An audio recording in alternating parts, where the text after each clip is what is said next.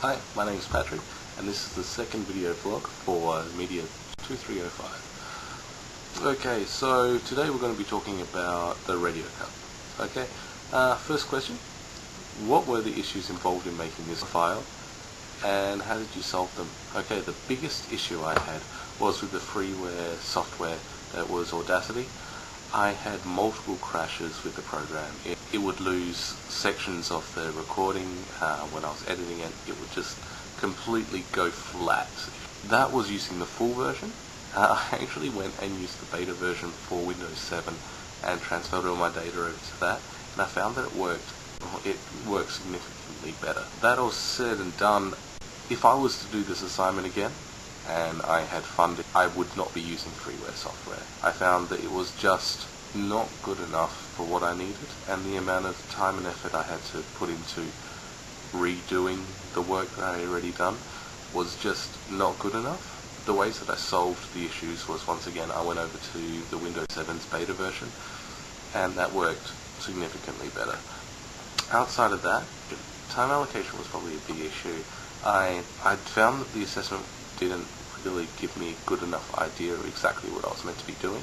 So I would have liked in the future if the assessment could be changed, setting it up so I had a topic that I had to do, or something to tie it into, or an overall theme that I think that would be better. Just because giving me free reign of anything that I wanted to do, but not knowing whether what I was doing was right, there either needs to be more guidance towards it or more restriction over what the subject can be done. Okay, well, thanks very much. That's part one. And in what ways would the ability to produce an edited sound file be useful?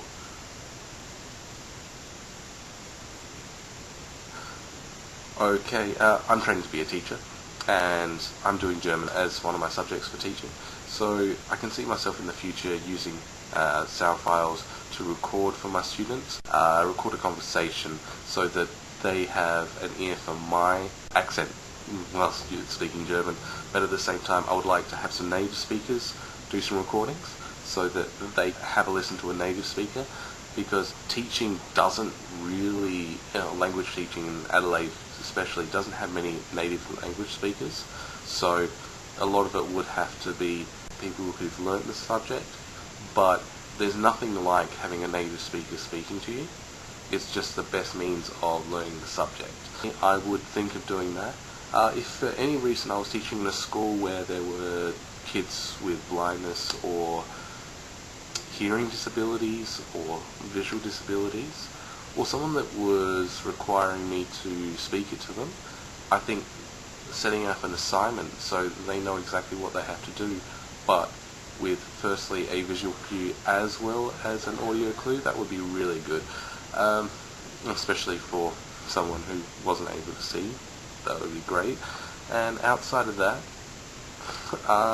personal life, I guess I could set up a personal audio buy for gift cards or anything like that, but outside of those pretty small areas, I can't see myself using edited audio bytes ever again, unless I start up a podcast.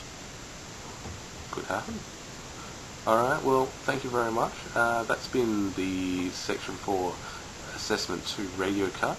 Thank you very much for listening, and this once again has been Patrick for subject EDET 2305, and I hope you all have a great day. Bye.